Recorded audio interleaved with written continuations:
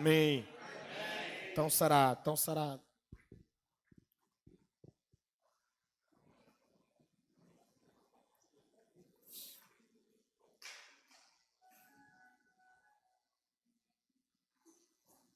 A gente estava falando do cânon, né? Que são as escrituras sagradas, o compilado de livros que formam a Bíblia. E aí, a gente vai ler no primeiro parágrafo ali, tem um cara chamado Wayne Grudem, ele tem uma sistemática assim violenta. Eu até tenho uma lá em casa que o Carlos meio que me deu por imposição. Sabe aquilo que a pessoa tem, aí você pede emprestado e fala, não vou devolver mais? Sabe o que é isso, né? E aí esse cara é fantástico, ele tem uma visão assim muito bacana, ele tem uma interpretação muito bacana das escrituras. E aí está falando, né, que ele diz que em Êxodo 19:14 o Senhor, 17:14, gente do céu, o Senhor ordenou que Moisés escrevesse registros em um livro à memória do seu povo e transmitisse tudo isso a... Então ele fala que o cânon bíblico começou por ali, né, essa inspiração, porque Deus ele fez questão de que a palavra dele fosse escrita e reproduzida para as gerações seguintes. A nossa teologia não pode, a teologia de Deus, né, melhor dizendo, a teologia não pode se perder. Quando ela se perde é porque os homens de Deus deixaram de ser teólogos. A gente pensa que teologia é uma parada que os pastores têm que ter, os líderes têm que ter. Não, a igreja de Cristo precisa ter teologia. Todo irmão deveria fazer teologia. Todo irmão da igreja deveria fazer teologia. O cara mais simples, ele deveria fazer teologia. Por quê? Porque senão a gente vai perdendo esse senso de que a Bíblia é o cânon sagrado de Deus, são as escrituras sagradas. Então nós precisamos motivar as pessoas a fazerem uma teologia, seja ela simples, seja uma faculdade de teologia, seja um curso, mas nós não podemos, irmãos, parar de estudar. Quem aqui, vamos pegar aqui exemplos simples. Quem aqui ensina seu filho? Dever de casa, quem ensina? Quem aqui já se pegou lembrando que você já tinha feito aquilo, mas não lembrava mais como aquilo se fazia? Sim ou não? Você vai falar assim, cara, eu lembro que eu estudei isso, mas eu não sei mais resolver isso. Não estou entendendo mais isso. Por quê? Porque você não está num ambiente mais de familiaridade com aquilo. A gente não fica mais estudando prezinho. Sim ou não? Mas a gente não pode fazer com a Bíblia isso. Por isso que é importante o quê? Que anualmente você leia a Bíblia. Porque senão, irmão, o cara fala, eu li o Evangelho de Mateus. Quando que você leu o Evangelho de Mateus? Há 10 anos atrás. 10 anos atrás você leu o Evangelho de Mateus. Aí você lê agora de novo, parece que você está lendo uma coisa que você nunca leu. Por quê? Porque você leu há 10 anos atrás. Então a gente precisa entender que a Escritura Sagrada é o cânon de Deus, é a veracidade das palavras de Deus, e a gente precisa ter sempre contato com ela. Amém? Pode pular a página aí. Pula a página, vai lá para outra página. Vai aí para essa parte grifada embaixo, livros apócrifos. Esses livros aqui são livros que tem na Bíblia. Tem na Bíblia? Aí em cima de livros apócrifos vai estar explicando aí, ó, os livros apócrifos não possuem o quê? Valor profético e messiânico, ou seja, não são profecias de Deus e nem apontam para Jesus.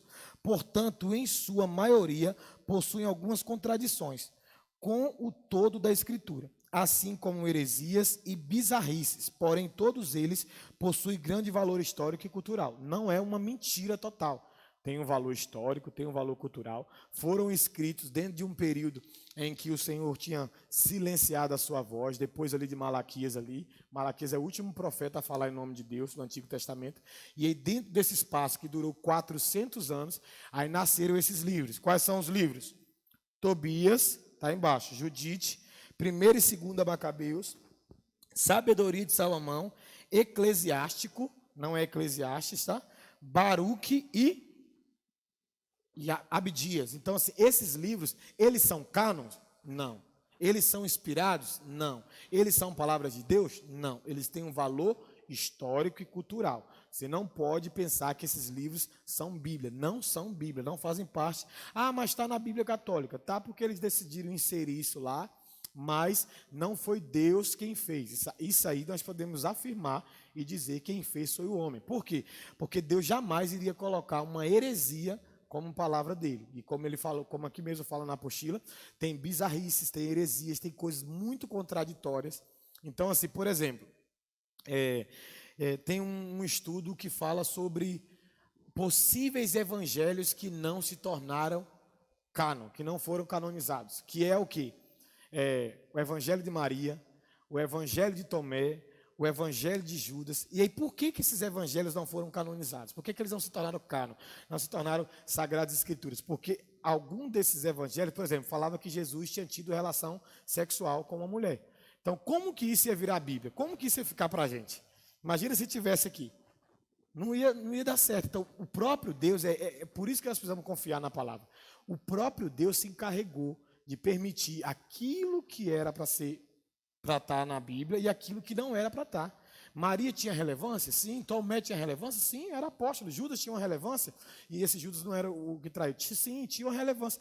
Mas eles escreveram coisas que aí os historiadores acham, né, que estão lá no Vaticano, na Igreja Católica, mas a gente também não pode afirmar isso. Porém, estão lá esses evangelhos segundo a visão dessas pessoas, só que eles fizeram a mesma situação dos livros do Antigo Testamento que não se tornaram Bíblia. O que eles falaram a partir dele mesmo, criaram coisas, entendeu? Tanto que a gente vê muito por aí quem quer dar uma mulher para Jesus. E aí esse cara fica procurando dentro dos textos que nós temos, dizendo que Jesus teve relação com qual mulher, que ele namorou com qual mulher, quem é que sabe? Com Maria Madalena, tá vendo?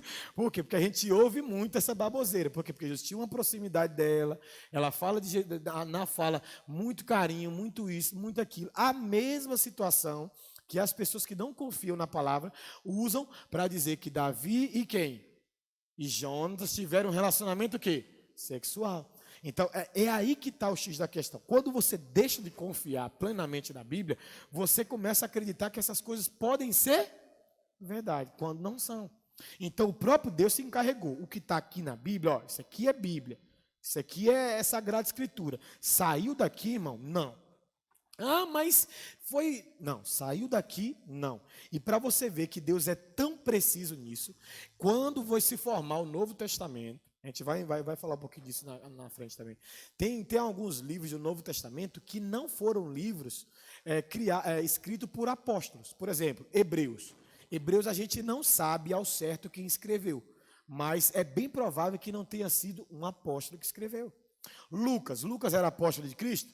Não, Lucas não era apóstolo de Cristo. Marcos era apóstolo de Cristo?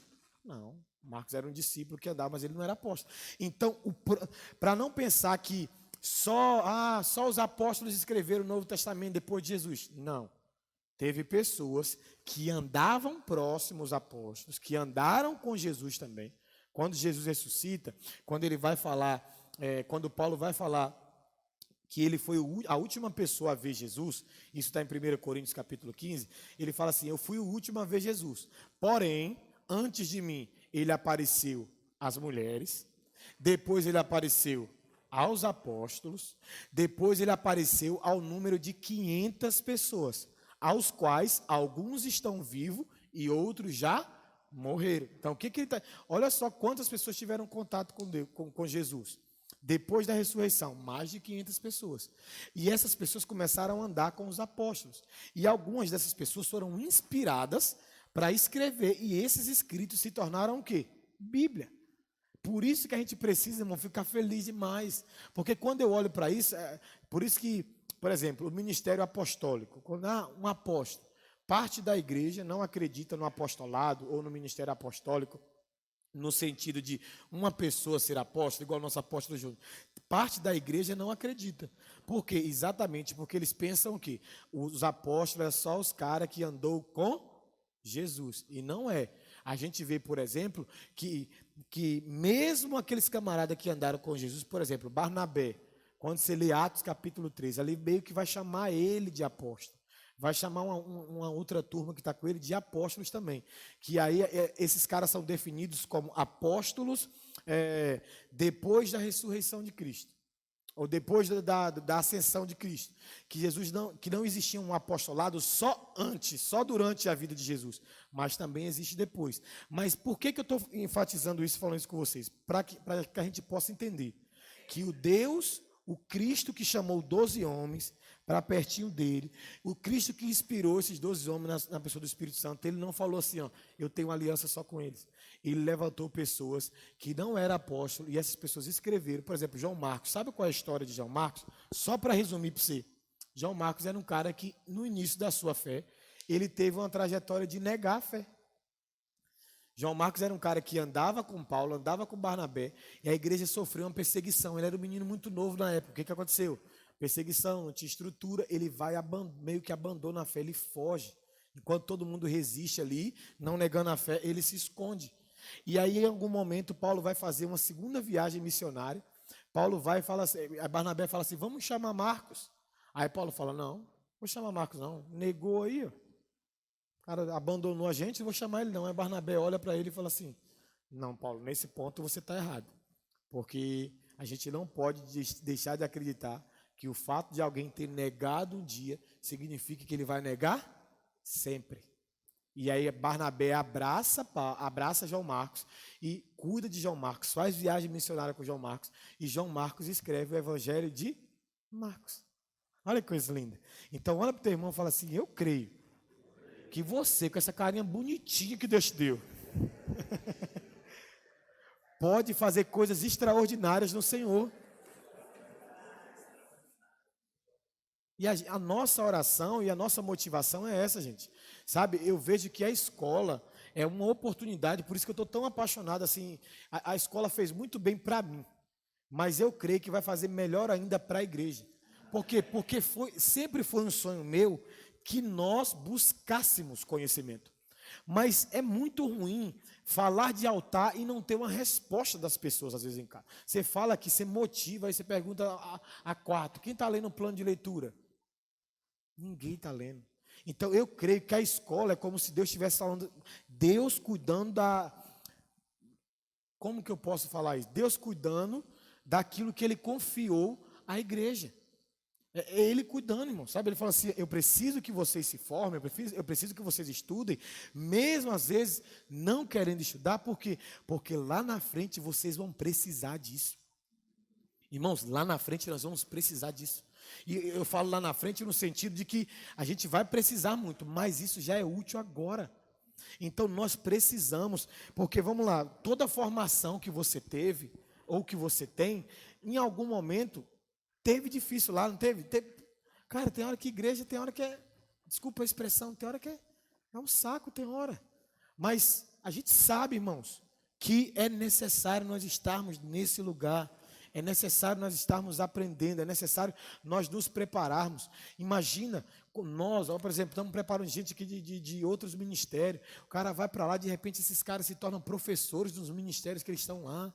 Monta um curso, ajuda o pastor deles a montar um curso na igreja de teologia. Tem uma base, tem aqui uma apostila. Então, a nossa ideia é poder cooperar. Eu tenho conversado com algumas pessoas da nossa igreja que até eu estou ficando surpreso.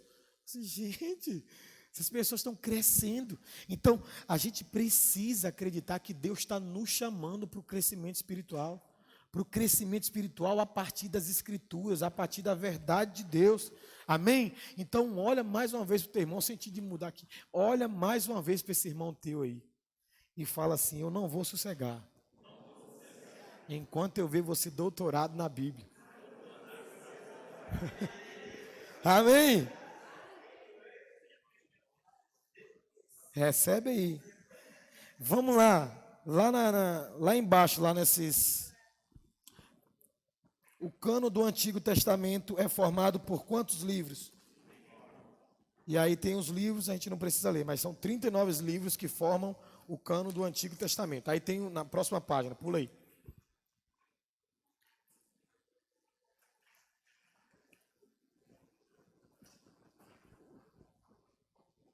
Aí olha que coisa interessante. Aí vai ter, é tipo um panoramazinho aí, vai falar desde a criação até o período de Malaquias, tá? Aí depois eu termino em Jesus, porque é onde começa o Novo Testamento. Mas olha só, criação, dilúvio, patriarcas, que são quem? Jacó, Egito, libertação e deserto, Josué, juízes, Saul, Davi, Salomão, divisão do reino, Roboão no sul e Jeroboão no norte, cativeiro assírico, assírio, cativeiro babilônico, retorno do exílio e reconstrução do templo, período interbíblico, que é aquele período que eu falei de 400 anos de silêncio. Aí depois vem o quê? Jesus. Aí entra o cânon apostólico, que é o que nós já até falamos um pouquinho, que é o Novo Testamento. Aí lê aí o segundo parágrafo. O cânon neotestamentário é formado por livros escritos por aqueles que aprendem diretamente de Jesus ou de algum dos discípulos dos. Assim, os apóstolos de Jesus são considerados possuidores de autoridade semelhante à dos profetas do Antigo Testamento, tornando-se responsáveis por ensinar e registrar as palavras de Deus. Um exemplo disso é o apóstolo Paulo, que em sua primeira carta aos Coríntios alega que suas instruções para a igreja não se tratavam apenas de orientações pessoais, mas de uma ordem do Senhor. Se alguém se considera profeta ou espiritual, reconheça que é mandamento do Senhor o que eu estou escrevendo para vocês. Então, Paulo está ensinando o que aqui para a gente? Aqui começa o...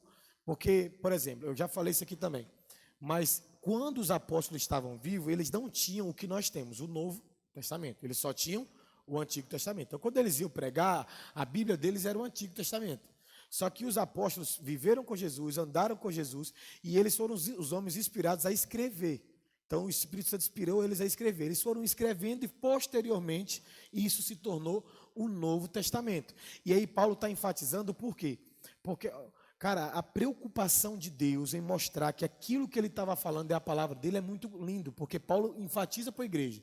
Porque, às vezes, a gente está falando com a pessoa, só para você entender o que eu estou falando, às vezes você está falando com a pessoa a Bíblia, e a pessoa está dentro de si assim, mas eu não concordo. Então, quando a pessoa você está falando da Bíblia para a pessoa, e a pessoa está dizendo que não concorda, ela está deixando de concordar comigo? Não. Ela está deixando de concordar com quem? Com a Bíblia, com Deus. É por isso que a gente sempre fala aqui o quê? Eu não acho, eu creio. Se a Bíblia falou, o nosso argumento acabou. Ah, eu penso dessa forma. Tá, você pensa. Mas esse pensamento é um pensamento bíblico ou é um pensamento seu fora da Bíblia? Porque quem aqui tinha um monte de ideologias até conhecer Jesus? Quem tinha? Um monte de crenças aleatórias. O cara tinha uma crença sobre família, tinha uma crença sobre casamento, tinha uma crença sobre igreja, tinha uma crença sobre um monte de coisa. O cara ficava acreditando em um monte de coisa. Aí chega aqui, o que Deus se encarrega de fazer? E vai quebrando essas crenças. E vai dizendo, não, aquilo que você pensava não é assim. Aquilo que você pensava não é assim. Aquilo que você pensava não é assim. Então, Paulo está enfatizando isso por quê? Porque ele está pregando aos Coríntios e ele está dizendo assim, ó, não fica pensando que Bíblia é só aquilo que nós estamos lendo, não. O que eu estou falando hoje, Paulo dizendo assim, o que eu estou falando hoje é mandamento do Senhor. É o Senhor que está usando a minha vida para falar. Então, irmãos, toda vez que você estiver no discipulado, tiver no aconselhamento bíblico com alguém, que a pessoa usar a Bíblia para te orientar, irmão, para de querer bater cabeça, cara. Para de querer bater cabeça. Muitas das nossas coisas não dão certo exatamente por isso. O cara, por exemplo, uma vez uma pessoa virou para mim e falou assim, pastor, fulano está me discipulando, mas eu não estou gostando não. Eu falei, por que você não está gostando? Ele usa muito a Bíblia.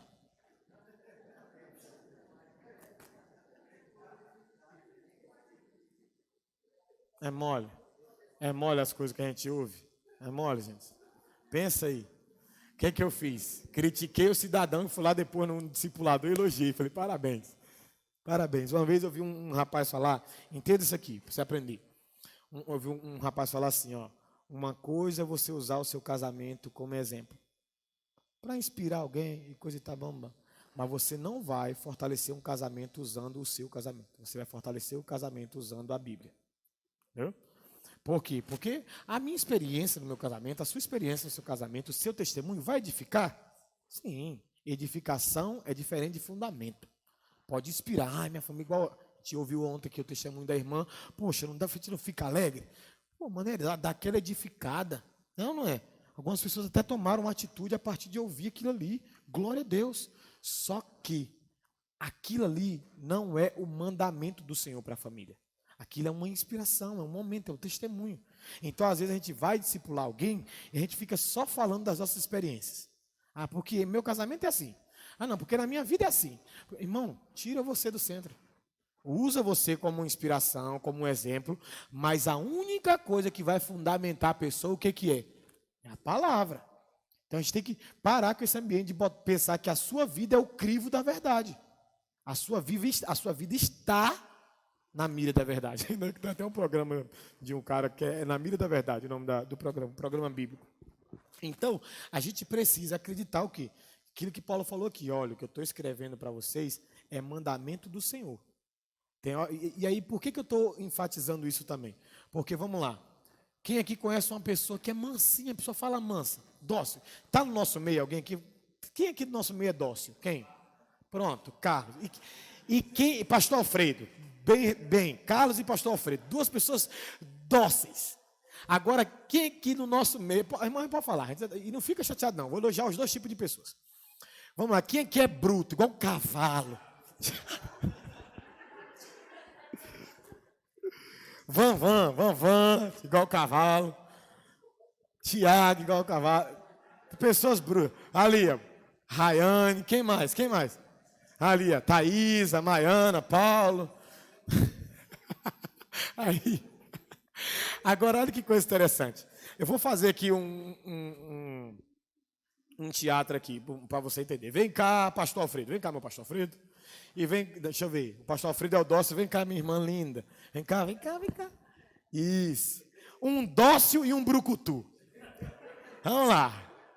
Um que fala assim, pode montar. O outro que fala, tô. Olha aqui. Vamos lá. Se ela for discipular uma mulher, Deus vai usar a palavra dele dentro do perfil dela. Sim? Deus não vai mudar o perfil dela. Naquilo que ela precisa melhorar, o próprio Deus vai se encarregar de ir. Ó, aqui você está exagerando, se equilibra nisso, pá, beleza. Mas, por exemplo, Paulo era um cara de duras palavras. Mas o que ele escreveu era a palavra de Deus. João era um cara de amáveis palavras. Mas o que ele escreveu era o quê? Palavra de Deus. Então, se ela está pregando sobre pecado, irmão, em algum momento você vai odiar ela. Quem ela pensa que é para estar falando essas coisas? Não tem nem tamanho essa menina. Aí depois eu vou ver ela. Você se depara com o marido dela e fala assim, deixa eu falar. E aí ela está pregando no perfil dela, do jeito dela, dura. Aí vem um pastor Alfredo. Vai pregar sobre pecado também. Ele vai falar, nossa, que irmãozinho tão lindinho. Que doce, como é gostoso ouvir ele. Que não sei o quê, mas vamos lá. No fim das contas, os dois pregou contra o pecado. E a sua mentalidade infantil quis receber de um só por causa do perfil e quis negar de outro só por causa do perfil. Porque ambos pregaram a partir das Escrituras Sagradas. Deixa eu ensinar um princípio para você. Não é você que escolhe discipulador para você. Deus escolhe discipulador para você. Deixa eu te ensinar um outro princípio. Na sua vida não vai passar só pessoas que te amam. Na sua vida vai passar pessoas que vai dar martelada na sua orelha mesmo. E aí, se você não sabe lidar com isso, porque olha o que a Bíblia diz, que quem ama Deus lança fora todo medo. Quem ama Deus lança fora todo medo. Então, irmãos, a palavra que ela ministra do jeito dela é a de Deus. A palavra que ele ministra do jeito dela é de Deus. Eu não posso receber só da parte dele por causa do jeito dele, porque a palavra eu tenho que receber através da vida do pastor e eu tenho que receber através da vida da minha irmã. Por quê? Porque é a palavra de Deus. É por isso que de vez em quando a gente fica, não gosto de discipulado com fulano, não. Por quê? Porque fulano é duro. Irmãos, não existe isso. Não é a pessoa que é duro, é você que não entendeu. É você que não entendeu. Por exemplo, a minha esposa é uma profeta. Você nunca vai ver um profeta de palavras suaves. Profeta não consegue ter palavras suaves. Não consegue, não foi chamado para isso. E aí algumas pessoas da igreja, as pessoas podem testificar aí, ó. No início não entendia isso, tinha uma pessoa que nem queria ter discipulado com ela. Aí ficava assim, o pastor Miz é do amor, a Samanta é do terror. Por quê? Porque a pessoa assimilava algumas coisas ao perfil. E aí, no fim das contas, era o quê? O que o Bishevel eles falavam ali de uma forma mais mansa, tinha a mesma finalidade. O que a Samanta falava de uma forma mais dura, tinha a mesma. E aí, alguns não recebiam dela, por quê? Porque não entendiam a palavra. Então, você só não recebe uma instrução quando você não entende a palavra. Quando você entende a palavra, você recebe a instrução independente de onde ela venha. A gente viu aqui, teve a nossa conferência aqui, 5 pessoas pregou diferente. Pastor Davi, apóstolo Alexandre, pastor Remes, pastor Elton, pastor Edmar. Eles tinham perfis parecidos? Não. Pastor Alexandre parece um pudim de tão doce que é. É ou não é? O cara gostou de ouvir, vem um Davi e te chama de sem vergonha. Entendeu? Mas no fim todos pregaram o quê? A palavra de Deus. Por que eu estou enfatizando isso? Porque, irmãos, você quer ver você estagnar no mundo espiritual? É quando você escolhe alguém para discipular você a partir do perfil da pessoa. Acabou para você, cara. Acabou, não, eu gosto de ser discipulado por ele porque ele me compreende. A palavra de Deus não foi criada para compreender você. A palavra de Deus foi criada para transformar você. E não existe transformação sem confronto. Por isso que tem pessoas, você repreende aqui, ó. Vou liberar vocês para ficar aqui. Deus abençoe, obrigado. Você pode aplaudir a Deus pela vida deles? Sabe o que acontece às vezes no nosso meio? Eu estou dentro do texto ainda, tá? Porque Paulo está ensinando uma igreja que estava rejeitando por causa do jeito de Paulo, do perfil de Paulo. Se você ler 2 Coríntios, você vai ver que Paulo, para não perder uma igreja, ele meio que dá uma freada no perfil dele. Ele vem e fala assim, olha, eu quero que vocês abram o coração para mim, assim como o meu coração está aberto para vocês, porque eu sinto que vocês estão fechando o coração. Sabe o que acontece com algumas pessoas quando são repreendidas pelas palavras de Deus? Elas fecham o coração para Deus e para a pessoa. Para a pessoa. Gente, isso é de uma infantilidade sem precedente. Como que pode você fechar o coração para alguém por causa da forma como ela falou de Deus para você? Não, você não pode, você tem que ter maturidade. A pessoa fica, às vezes, aí tenta afetar a instituição, tenta afetar o relacionamento com a pessoa, tenta afetar a igreja. Como? Olha os níveis de criancice. Aí a pessoa fala, não responde mais no WhatsApp, chega na igreja, não cumprimenta. Alguns param de dar dízimo. Aí vem e fica querendo mostrar que o outro é de Deus. Fulano é tão de Deus, né? Perto daquela pessoa que ela está chateada. Por quê? Porque ouviu a repreensão, não soube exercitar dentro da faculdade mental e agora está tentando diminuir a palavra de Deus dita e diminuir aquilo que a pessoa falou. Irmão, se alguém te repreendeu, sabe qual é o seu tempo de ficar chateado? Um dia com essa pessoa. Pastor, eu tenho um dia? Tem. A Bíblia fala que no momento que você é repreendido, ninguém fica assim, obrigado por ter me chamado de sem vergonha. Não. Quando a repreensão vem, dá aquela dor, dá ou não dá? Ninguém gosta de ser repreendido. Só que a Bíblia diz, preste atenção, que nos filhos de Deus, quem é que é filho de Deus? Eles exercitam a repreensão através do exercício daquela palavra. Já teve coisas que pessoas me repreenderam, que a gente não rebate. Vou para casa degustar isso aqui. Se a pessoa tiver base dentro daquilo que eu estou falando, amém, glória a Deus. Se ela não tiver, eu vou continuar conversando com ela sobre isso, mostrando que talvez através da Bíblia ela se equivocou. Pode acontecer. Agora, a pessoa vem para dar uma instrução, um ensinamento a você, e o seu primeiro posicionamento é rebater, seu primeiro posicionamento é dizer que aquilo não é de Deus, é ficar chateado com essa pessoa pela forma que ela falou? Não. Irmãos, sabe qual era o ministério que a igreja matava? O ministério que fortalecia a igreja. E qual era o ministério que fortalecia a igreja? O profético, o apostólico. Então, olha o que Jesus fala: Jerusalém, Jerusalém, que mataste os teus? Por que Jerusalém desviou? Porque matou quem firmava ela. Toda vez que você mata quem tenta te firmar, você está matando você mesmo. Você está matando você mesmo, cara. Então a gente precisa parar no nosso meio. E isso aqui não é uma palavra para a nossa igreja, eu falo no meio da igreja de Cristo. Sabe por que algumas pessoas vivem mudando de denominação? Exatamente por isso. Ela, não, ela tem muita palavra de repreensão. Irmãos, nós não caminhamos por uma palavra, nós caminhamos por um propósito. Dentro desse propósito, Deus tem todo tipo de palavra. Palavra de ensino, palavra de correção, palavra de destino, palavra de repreensão. Então, o que é uma igreja que ensina de forma saudável? É uma igreja que ensina a Bíblia como um todo. É uma igreja que fala, gente, estou falando disso aqui hoje porque isso é palavra de Deus. Porque isso é Bíblia. Então, nós precisamos urgentemente nos atentar como nós recebemos as repreensões que Deus tem para a nossa vida. Nós precisamos olhar para os nossos pastores, olhar para os nossos irmãos, olhar para aquilo que Deus está usando nosso irmão, falar e parar de ficar chateado, gente. A gente precisa crescer espiritualmente. Nós precisamos avançar nesses pontos. Paulo, imagina, o cara está cuidando de uma igreja e tendo que ficar meio que, pô, me desculpa pela forma que eu falei, abre o coração de volta e coisa e tal. Por quê? Porque a igreja não tinha um nível espiritual para entender que aquilo que Paulo estava falando era a palavra de Deus. Amém? Vamos lá. Pula a página aí. Vai lá no quadrinho, lá embaixo do próximo aí também. O cânon do Novo Testamento é formado por quantos livros? Pelos 27 livros a seguir. Aí está aí os livros, isso aí também a gente não precisa entrar nisso. Parâmetros para determinar a canonicidade do Novo Testamento.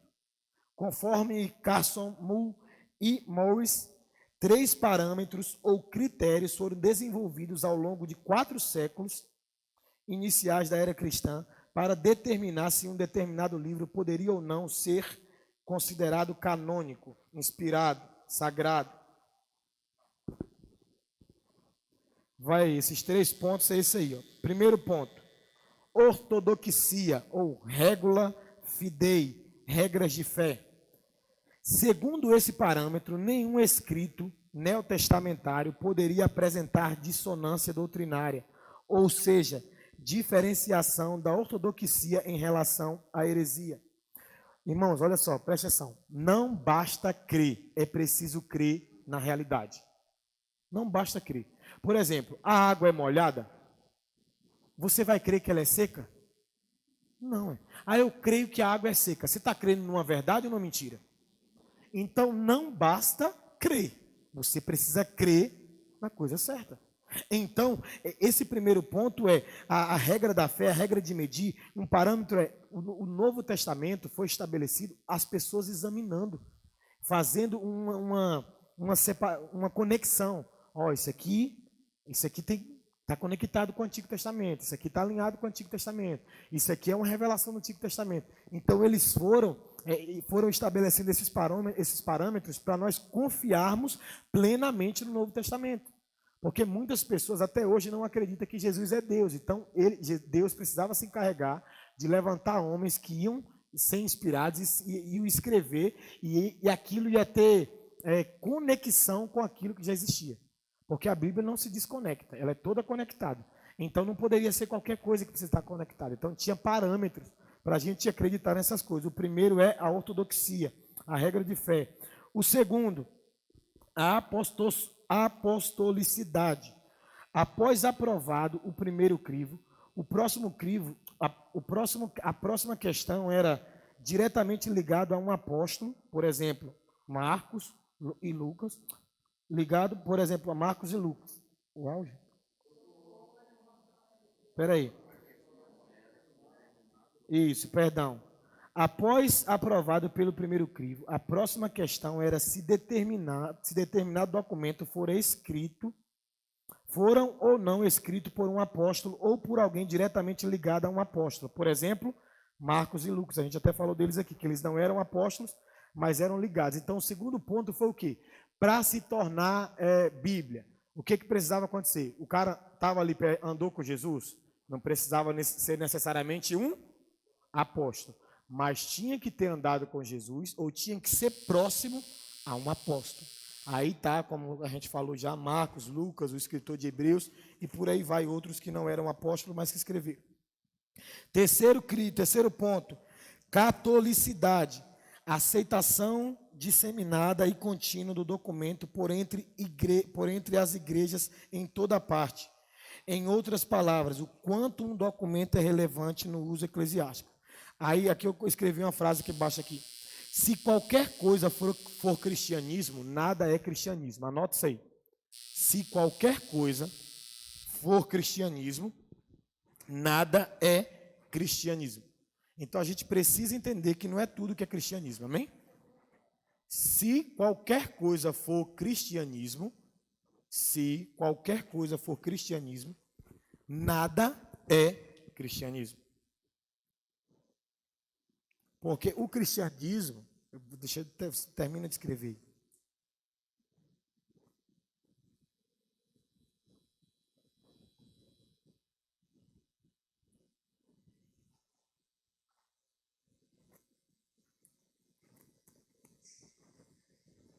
Você sabe de onde vem o termo católico? Quem sabe? O que é o termo católico? Igreja Universal. Então, o terceiro ponto, o terceiro parâmetro aí para botar o Novo Testamento como Bíblia é o quê? É, por exemplo, a igreja que está no Brasil, a igreja que está na Argentina, a igreja que está na Ásia, eles têm acesso, tá? E aí eles pensam a mesma coisa acerca dos livros que estavam escritos, eles tinham a mesma visão. A igreja universal estava entendendo a mesma coisa? Tava. Opa, se está todo mundo entendendo a mesma coisa, isso significa que tem algo em comum aí. Então, isso pode ser Bíblia. Então, o terceiro parâmetro era exatamente isso. Toda a igreja universal pensava a mesma coisa dentro de alguns pontos. Irmãos, olha só, uma teologia, acho que foi até o Gabriel que estava falando isso comigo ontem, que ele está ajudando sobre isso, eu não sei, não tenho certeza. Mas uma coisa é a gente divergir. Por exemplo, a Assembleia de Deus diverge em alguns pontos da Igreja Batista, mas diverge em todos os pontos. Por quê? Porque existem alguns pontos que não tem como divergir. Entendeu? Dá para divergir que Jesus é o Filho de Deus? Que ele é o sacrifício suficiente? Que ele é o Salvador do mundo? Não. Então, toda a igreja, independente da sua placa, acredita nisso. Uma coisa é aquilo aqui, eu acho que isso aqui mais não, e aí você tem uma base para isso aqui mais não, aí a gente pode respeitar. Uma outra coisa é dentro de um parâmetro que é universal, todo mundo tem que criar a mesma coisa, e aí você vai criando pontos que não existem para ficar inventando moda. Nós não fomos chamados para inventar moda, nós fomos chamados para acreditar naquilo que está escrito na palavra de Deus. Então, preste atenção naquilo que eu pedi para você escrever. Se qualquer coisa for cristianismo, nada é cristianismo. Então nós precisamos saber o que é cristianismo. Amém? Precisamos conhecer o cristianismo de Cristo. Vamos aí, história da igreja e comunhão cristã.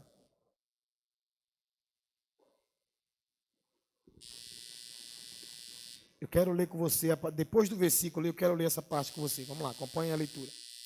Existe um aspecto na compreensão da palavra que acontece somente junto com todos os santos, a sua interpretação. Ao interpretar um versículo, é importante que você submeta a sua interpretação ao quê? Preste atenção nisso. Ao quê? Corpo de Cristo.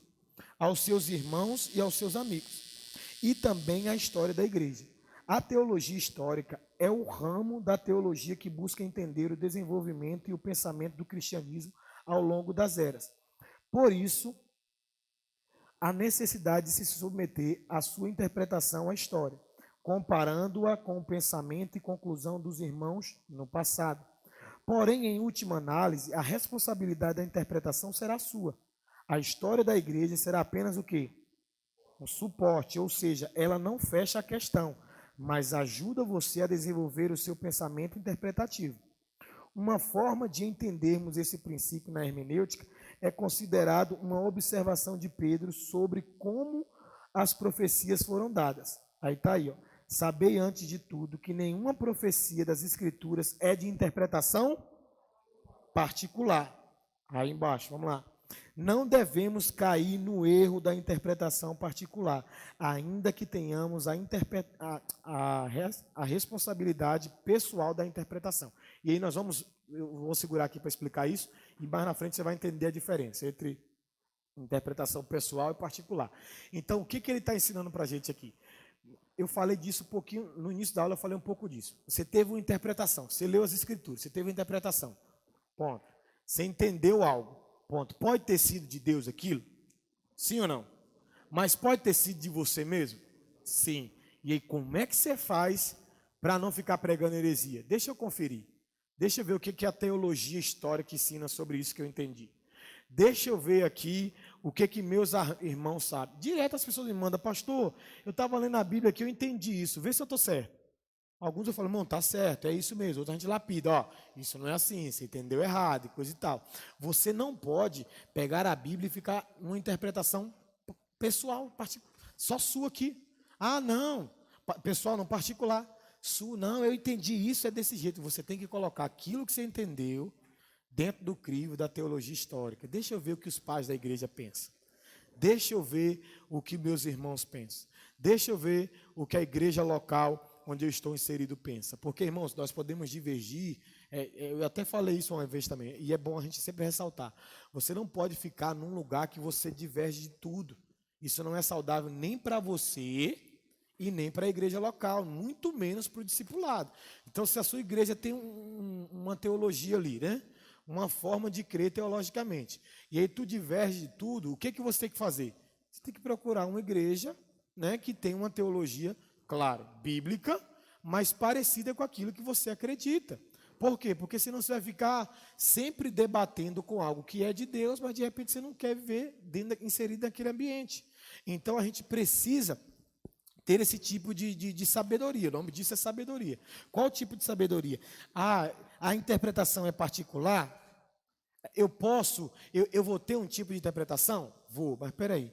Será que eu sozinho estou certo com isso? Deixa eu ver o que o Vitor pensa. Deixa eu ver. E aí eu falo com propriedade isso aqui que eu vou falar. Por exemplo, eu termino de pregar algumas coisas que às vezes Deus me fala, Deus me inspira, eu prego.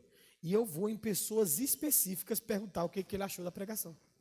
E acredite, eu não vou em pessoas específicas perguntar para receber elogio. Eu vou em pessoas específicas perguntar para ver se de repente aquela pessoa que eu creio que tem uma capacidade maior do que a minha, que sabe mais do que eu, que é mais sábio do que eu, que é mais inteligente do que eu, de que ele vai pontuar de repente alguma coisa que eu não falei corretamente. Esse é um princípio da interpretação. Eu entendi isso aqui. Aí eu preguei, né? Mas poxa, e aí, fulano, e aquilo lá que eu falei, o que você achou? Eu acho que, maneiro. Pastor, eu acho que você equivocou naquilo ali. Aquilo ali, dá uma olhada nesse outro texto aqui. Compara com esse daqui. Vê esse texto aqui. O que essa pessoa está fazendo com você? Está te ajudando a não ficar pregando o quê? Heresia. Não ficar... Porque, irmãos, não, Deus falou um negócio comigo, eu preciso de qualquer jeito falar. Não, irmãos, às vezes você não precisa falar. Às vezes o que você precisa é o quê? É colocar aquilo que Deus está falando dentro de um ambiente para alguém vir e ver se você está no caminho certo. Estava conversando com a Maiara que agora é mesmo. Maiara, pastor, está acontecendo isso comigo, eu estou meio assim. Eu falei, não, filha, vai. Não tem nada de errado nisso aí não, deixa acontecer. O que ela fez? Ela colocou aquilo que Deus está falando no coração dela, diante do pastor dela, para ver se de repente o pastor, eu ia chegar e falar assim, não, isso está errado. Isso não é assim. Você deveria fazer isso. Ou então vai por aqui, aperfeiçoa isso aqui. Irmão, a gente não está aqui para frear o crescimento de vocês. A gente está aqui para que vocês cresçam de forma saudável. E você não vai crescer de forma saudável pegando a sua Bíblia. Eu entendi que é assim e assado. Não. A responsabilidade é sua? É. Mas que tal ter humildade e colocar aquilo que você está aprendendo diante de alguém que já viveu, que tem mais experiência que você, que tem mais conhecimento que você. Isso é segurança. A Bíblia fala que Salomão era o homem mais sábio que já pisou na terra. E Jesus. Jesus não era só homem, Jesus era Deus. Salomão é o homem mais sábio que pisou nessa terra. Quantos conselheiros Salomão tinha?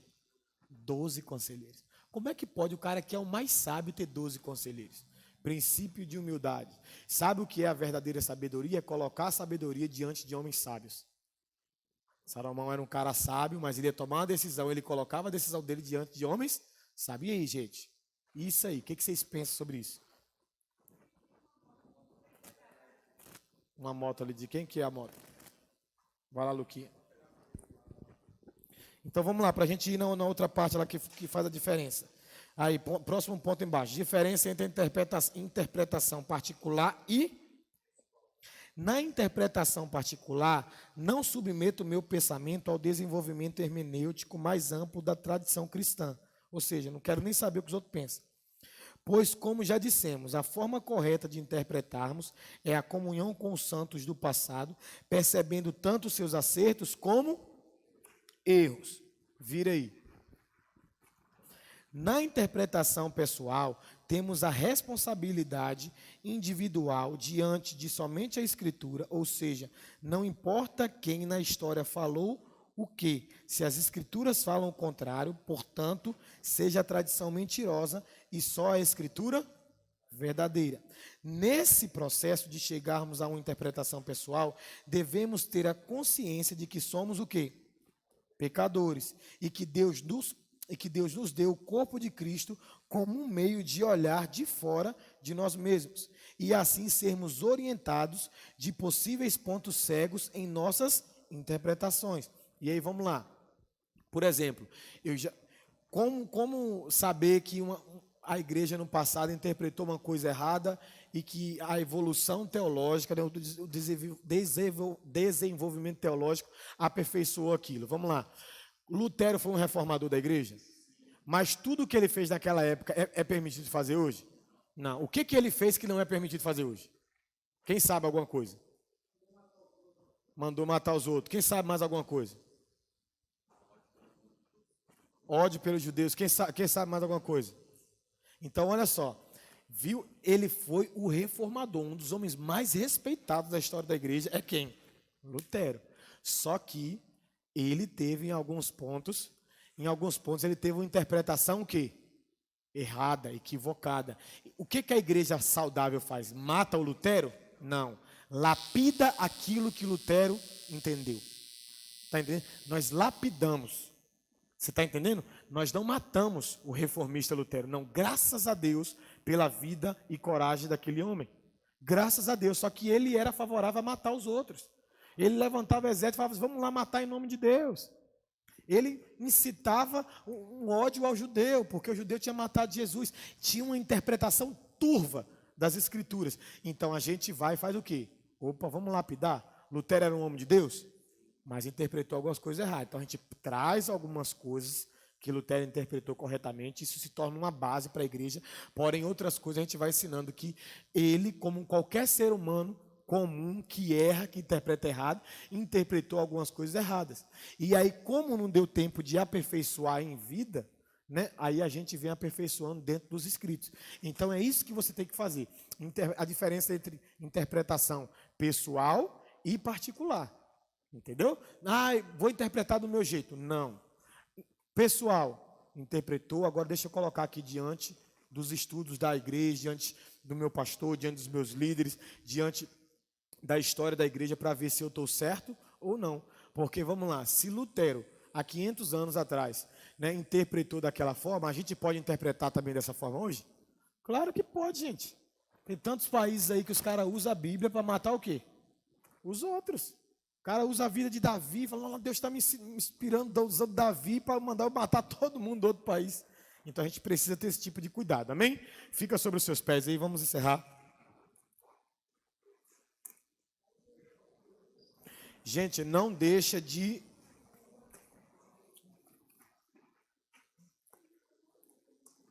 colocar o seu nome na lista de chamada, amém? Ponha o seu nome na lista de chamada, cidadão, porque senão depois a gente vai ficar cobrando resumo, sendo que você estava aqui. Aleluia! Quem vai orar para finalizar aí por nós? Quem se habilita?